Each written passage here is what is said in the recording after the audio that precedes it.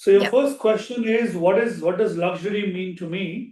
You see, luxury has really evolved over a period of time. Mhm. And why I say that, initially it was all about your expensive champagne, expensive caviar, your expensive cars coming to pick you up, and everything expensive, you know? That's Right. what it used to be before. But I think luxury has really, really evolved and changed in terms of three buckets, as I would like to Mm-hmm. put it. Okay, number one is that luxury has become simplicity. Now, what do I mean by that? Simple example, when people who are paying $1,000 at our lodges in central India, Yeah. these guys are going there and they're paying $1,000, but the most important aspect or the most significant memory that they remember when they go to the lodge is someone pouring a cup of tea from a matka Right. in the middle of the jungle at the dawn of light. Absolutely. You see, to them that is luxury because they don't get to experience this in the parts of the world they are. So Mm-hmm. luxury has become simpler. It's more simplicity. Right. Luxury has become more experiential. People, Right. I mean, another example I will give you is of the farm in Philippines, our wellness resort. Mm-hmm. I mean, we say that we charge people to staff. People are Yeah. paying $1,000 there to stay for their well-being and their health. But they are there to take care of themselves. They're there for weight loss. They're there for everything else that one can think of. They are there for that. But the point here is that they are then focusing on their health. So there is no price for that. Right. It's a luxury setting. The obvious luxury aspects of a hotel will always be there, such as your quality of linen, quality of bed, quality of your food, of course, quality of the spaces, and obviously luxury is all about service as well. Yeah. Service standards. It's all of these intangibles that play a very, very important role in luxury nowadays, and that add a more significant value when you talk about overall luxury. And luxury is no more a single word. True. It's True. it's it's a combination of the entire experience from the time you book till the time you leave. That is to me Absolutely. what is luxury. Great. Okay, so if you could just take me back, like back in time and start from where it all began. Like, how did you enter into the hospitality? What was your vision when you started, and how it just all happened? Sure, sure. So, of course, this vision was started by my father, our chairman, Dr. Binod Chaudhary.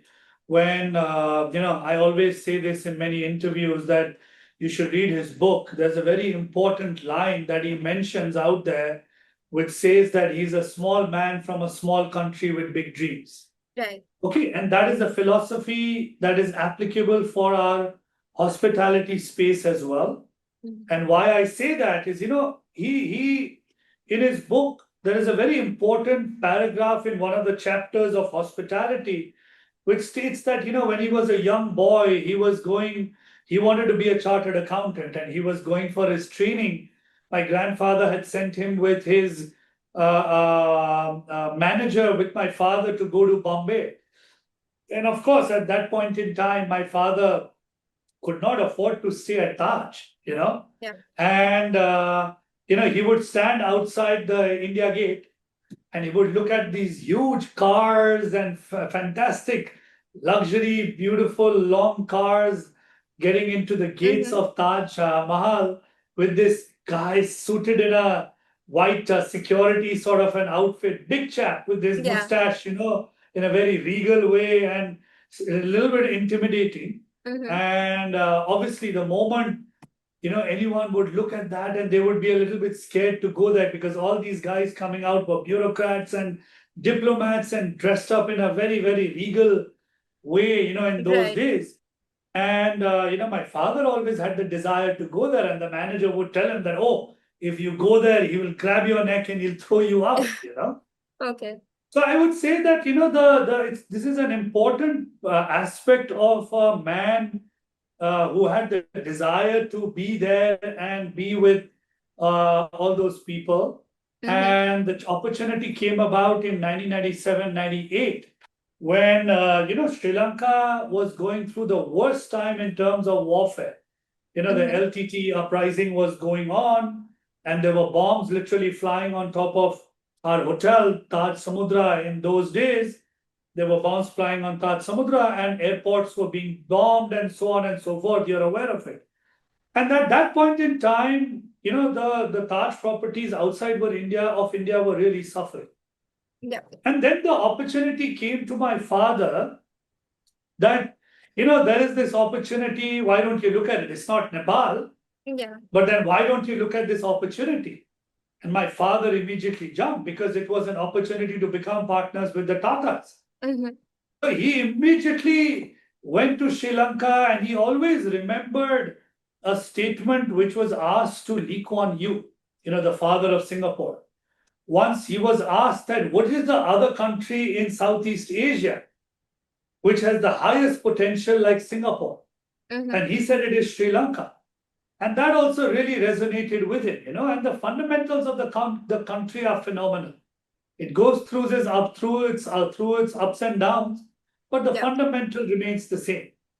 So be it as it may, what ended up happening was that we ended up partnering with IHCL in 3 assets, 2 in Right. Maldives and 1 in Sri Lanka.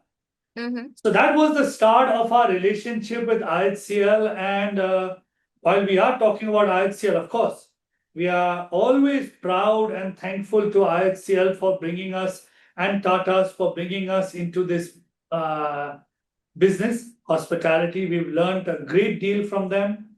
We've grown with IHCL. We have over 16 to 17 hotels in 5 or 6 countries, Mm-hmm. if I'm not mistaken. And our portfolio with IHCL has some of the most iconic hotels. So that was the beginning for the group. Yeah. From my beginning, I was still in college Mm-hmm. in America, and one of the interviews I mentioned that, I was busy. My father gave me the Yeah. best car, but, he told me, I'm not paying for your petrol or your insurance. Mm-hmm. So what I ended up doing, we are international students. We are not allowed to work there, Yeah. right? And we had to work on a minimum wage. I remember it was about $5.2. And I Okay. remember we were only allowed to work for 40 hours. No, actually, yeah, something like that, 40 hours a Mm-hmm. week, but within the campus. So Okay. the only way I could work was in a cafeteria, Mm-hmm. right? So I was there in the cafeteria, washing dishes, wiping floors, Yeah. wiping the tables, making bagels. So that's what one did when I just started. And it's all human, it's all dignity of labor, right? You learn Yeah. a lot, no matter what you're doing. It's the service industry. F&B is service, part of hospitality, Absolutely. right? And you still learn from that. It doesn't matter who you are. At the end of the day, you are serving people who can pay you for your services, and you get paid for that. So you get True. paid. You have to thank people who are working hard to pay you. And so I used to, in university, what I used to do is I used to try and schedule my classes in a way that I would do 3 or 4 days of classes and finish that in the week. And Mm-hmm. then 2, 3 days I would drive around the country. Okay. I literally have driven to every state in America, and Mm-hmm. I would look at investment opportunities. Okay. And be it so as it may, I was living in New York in 2005 or 6. And my father's very close friend from Sri Lanka, they were already hoteliers and Mm-hmm. partners with another brand. And we decided that, and I had the desire to stay in America, Okay. live the American dream, as they would say. Yeah. And I said that I wanted to look at an opportunity. And that's when my father said, okay, let's look at an investment opportunity. And we decided to close on a deal there for the DoubleTree by Hilton. Mm-hmm. And that still remains one of the largest hotels in our portfolio at 385 rooms. I remember anything and everything that could go wrong with the deal went wrong with Yeah. that deal.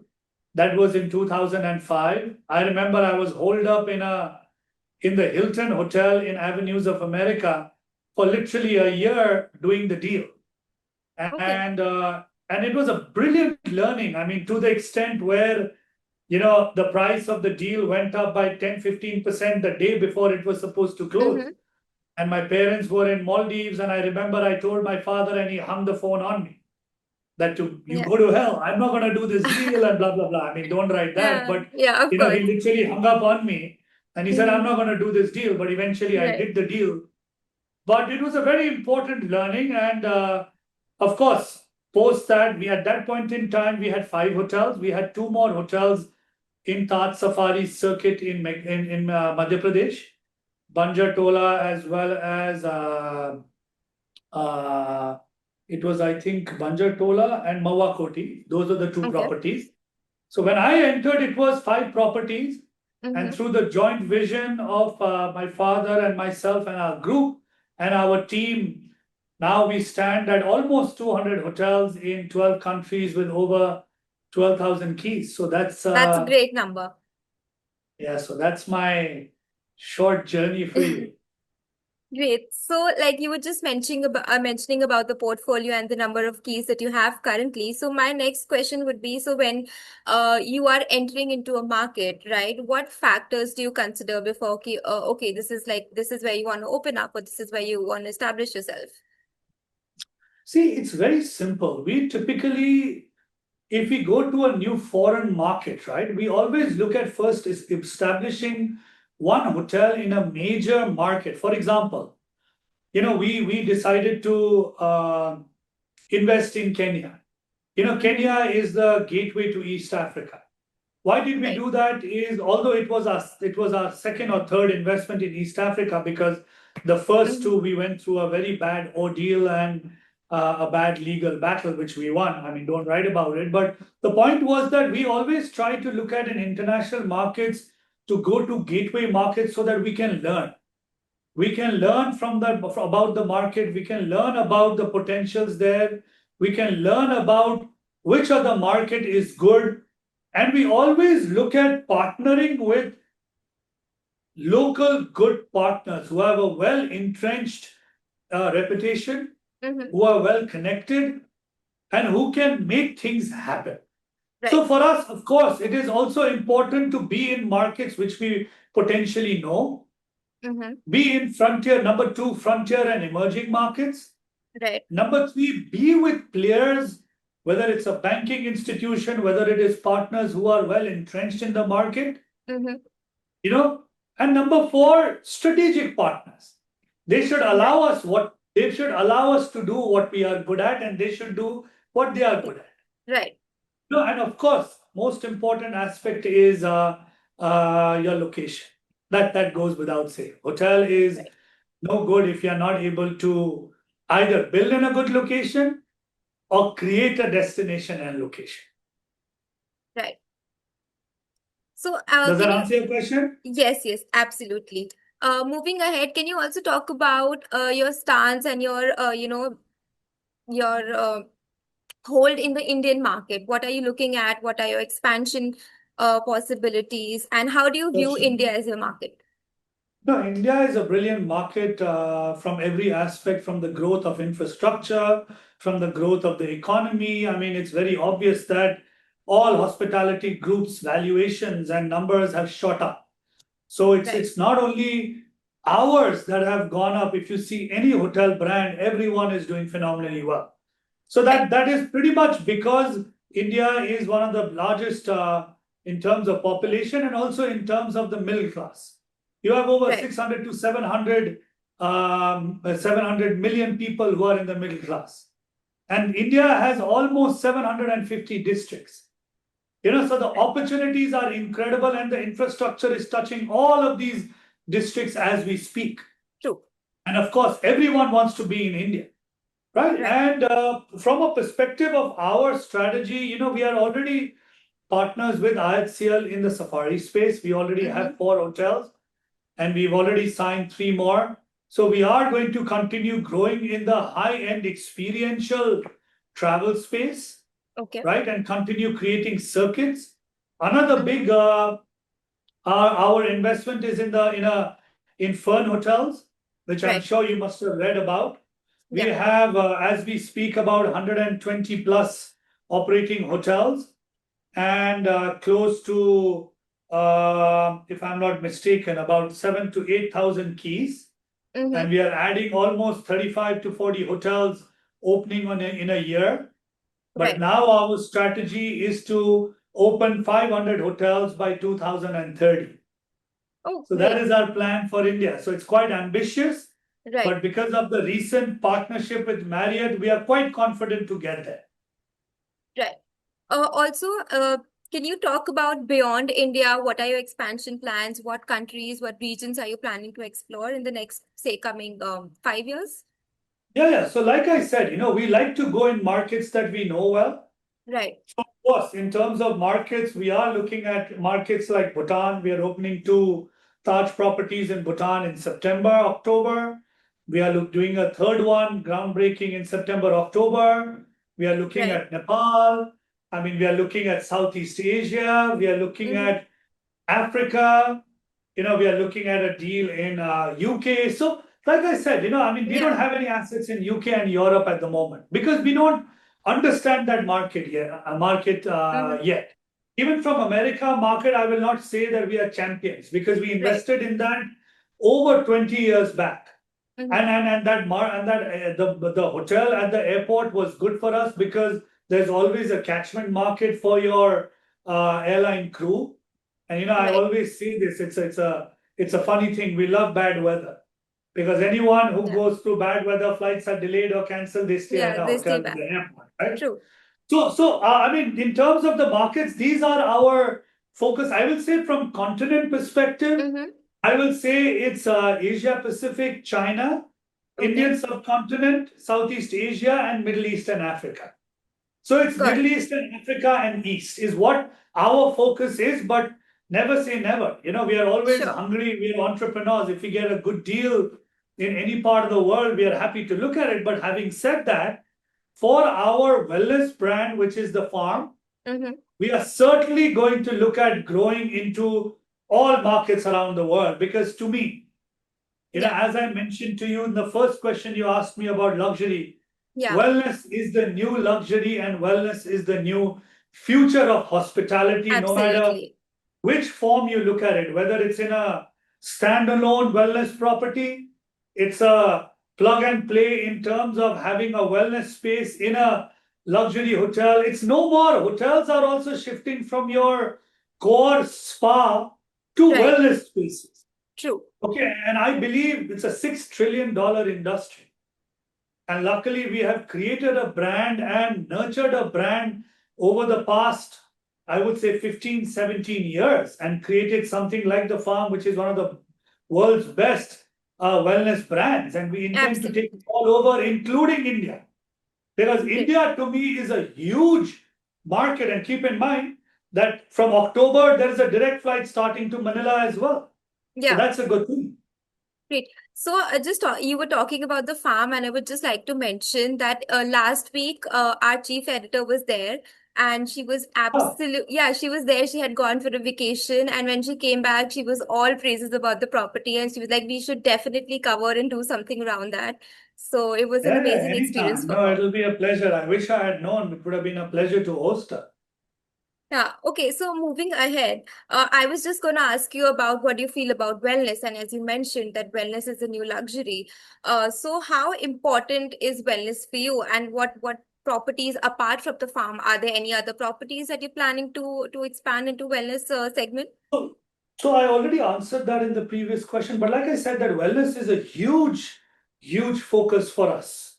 Right. And why? Because, like I said, every single market is evolving towards wellness and your well-being. Mind, body, and soul, as they say. True. Everyone is moving towards wellness, whether it's a luxury hotel, they want to have a wellness space. In terms of using materials for development, they want to use your environment-friendly materials, building Yeah. codes. I mean, every aspect materials that you use, linen or whatever, wastage. Everything is True. now going eco and going wellness from every aspect. Food, diet, Absolutely. everyone is conscious about their health now post the COVID, So, and Yeah, like I said, that we are looking at taking this brand global. I cannot divulge too much about it. sure. All I can say is that, we made the farm as a part of the autograph collection of Marriott. Yes. But now we are in discussions with Marriott on a much larger play. But these are Okay. discussions. Both sides are desirous to explore opportunities because they also see huge opportunity in this space. Great. So can you take us a little back and just explain like what was the intent and the intention behind collaborating with Marriott and how did the whole collaboration happen? No, you're talking about the farm or the firm? The in general with the CG Hospitality and the collaboration with Marriott, uh, what was the Okay. intent and the intention behind it? So you see, Marriott as a group did not have a brand in this space where we are in firm. Yeah. Okay. And to them, India at the moment is their fifth largest market, by the way. Yeah. And apart from America, which is the largest market, China is next, and China and I don't know Europe, but whatever. I mean, they want, and then the four biggest markets for them is America, Right. Europe, China, India. But Yeah. India is now in the forefront in terms of their focus, and they want to build a portfolio like they have in Europe and America. Okay, and the biggest space that is growing in the Indian market space and this region is your mid market. Yeah. And of course, I mean, we were talking to various brands, of Mm-hmm. course, and obviously the deal that we were able to, and the meeting of minds, as well as the growth strategy, as well as the everything aligned with Marriott, and it was a very good fit for us. And Right. they came in to become a equity partner, a small equity partner in the company itself. Mm-hmm. And we have a common vision to take it to 500 hotels by 2030. And Right. similarly, also our vision for wellness. I mean, we were talking to multiple different brands for wellness because that's what we believe. Yeah. Sometimes what happens is that big brands, as a part of their larger strategy and their growth focus, they tend to sometimes ignore or not realize, I won't say ignore and Mhm. not realize that there should be focus on wellness. Yeah. And now you see wellness has become the forefront of every space. Absolutely. And that's what Marriott and us are aligned on the same and the vision. And that's why we have grown, and we are in discussions for multiple other opportunities with Marriott all over the world. Great. So moving a little apart from hospitality, I would like to talk about the Chaudhary Foundation. So can you just talk about how important is it, to align, to have business and philanthropy together, and how closely are you associated with the group, with the Extremely, foundation? extremely important. I mean, the foundation is an integral part of, it's an integral part and a being of our CG Corp and Chaudhary Group because, you know, at the end of the day, we always say that we are where we are and we are who we are because of the love and the good wishes and blessings of the people around us, Absolutely. right? And we always must take care of our people as well, and we have a lot to give back. Yeah. And foundation, that's the reason why, our although foundation was very important to us always, Chaudhary Foundation, Yeah. but post the earthquake, Mm-hmm. when millions of people lost their lives and livelihood, and it literally sent Nepal back into the Stone Age, Yeah. and we decided to put our heads together and our focus together to partner with the likes of Bill and Melinda Gates Foundation, with Jack Ma, with the Tata Trust, multiple foundations all Yeah. over the world, and partners with the PwC Foundation. Just some of them I can name that we are partners with, and we are doing different initiatives, whether it is health, it is climate, whether it is just in terms of medical, in terms of developing pediatric wards, and a very important program that my wife herself is leading Mm-hmm. called Unnati, Okay. which focuses on women empowerment.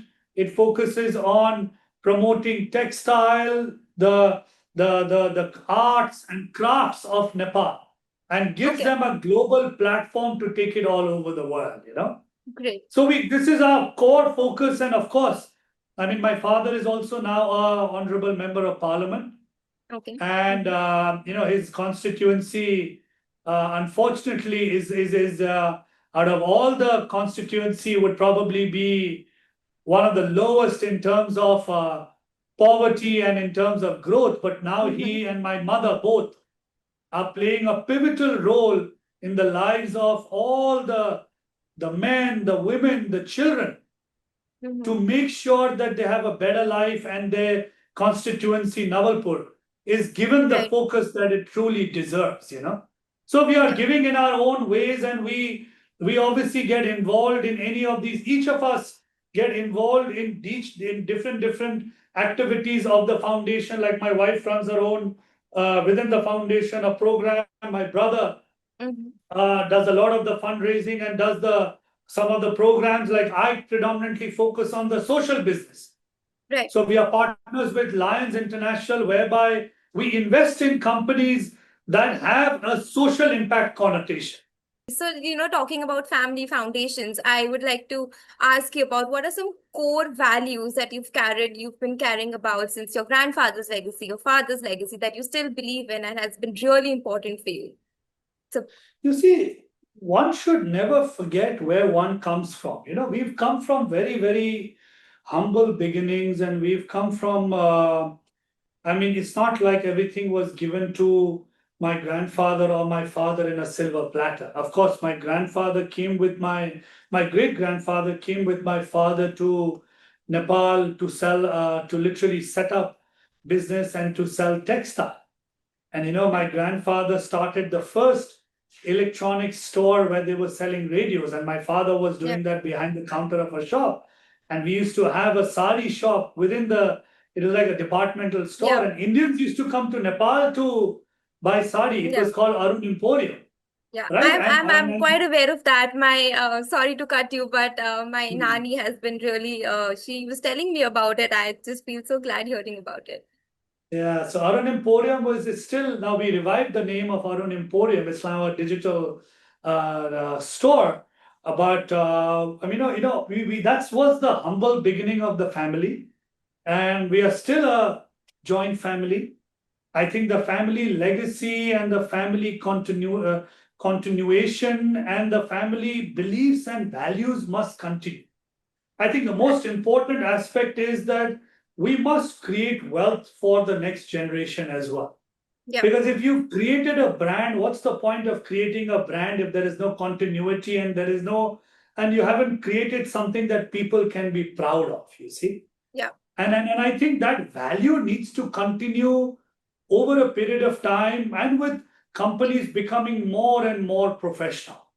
So that's Absolutely. very important as well from our perspective. So it's all about generational change and generational wealth being passed on, where more wealth is being created to give back as well as grow what you've created. And most importantly, I mean, we are Nepalese, right? We want to Yeah. take Nepal to the world and bring the world to Nepal. Sure. That should be our objective, with our flag flying high in every place where we are invested. And that's what we have done in Dubai, in our hotel, in Philippines, at the farm, at our factories, and we continue to do that. Great. And what would you say are some important qualities that one should have as an entrepreneur? Like what makes you successful? It's very good to have an ambition and a dream, but without a proper plan, it Mm-hmm. means nothing at all. You have to be, and also most important aspect about an entrepreneur is that if you believe in something and you have a plan of action, don't worry about money. Money will follow you, Yeah. but you have to be able to not stop. It can be sleepless nights, but with proper time management and sleepless nights, you can get at the goal that you want to achieve. So don't let anyone tell you that it's not possible. I don't think that's a word that is there in the dictionary. Yeah. But having said that, you also need to be realistic. I mean, in today's day and age, it comes with a lot of challenges. You have to be able to maneuver the challenges, and an entrepreneur is able to preempt an eventuality well in advance and take steps so that that eventuality doesn't come, or is Right. prepared for that eventuality. And how important or how well are you managing the work-life balance? And how important is it for you? And how are you Very managing it? important. Very, very important. Initially, when you are a single man and not married and Yeah. bachelor, it's really not that important because you are a master of your timing, right? But of course, in terms of work, I'm still a master of my own timing. I mean, I have to do proper time management, but family life, social life, your personal life, all of this is extremely, extremely important, you know. And these are all important pillars. You know, my father always used to teach us that there are 5 pillars in your life, you know, whether it's work, whether it's your personal life, whether it's your social life, it's your so I mean your private life. You know, there were 5 pillars. Yeah. And if it's like a tent, if any of those pillars are not balanced well, the tent, what happens? It falls down, right? Yeah. So all of this is very important from a family life, from a personal life, all of these management. And I realize it more because now I have 3 beautiful daughters. And it's important to also balance. And you know, life, how it used to be when we had 5 hotels to where we are with 200 is very different.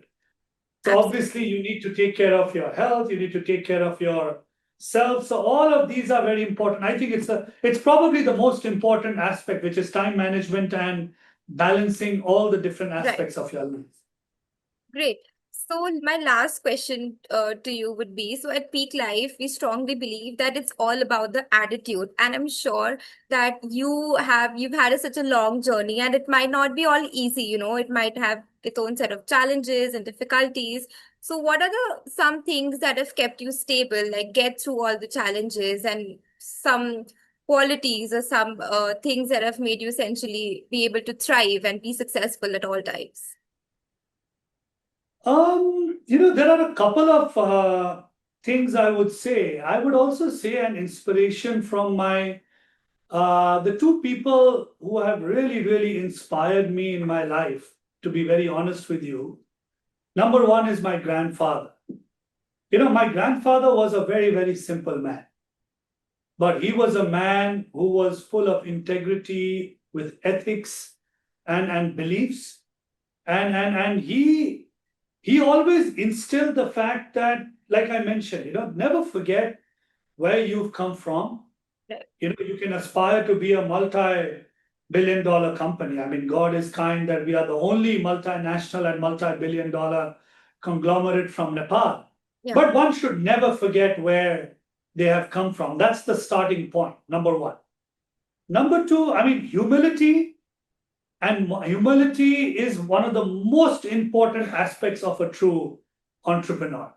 And number 3 is your drive and passion. You see, when money doesn't drive you, passion does. When a vision drives you, not ego, then you are in the right path if you want to become a truly successful entrepreneur, if you ask me. You know, everything else will follow if you are passionate, you are hardworking. There is no shortcut to success, I will tell you that.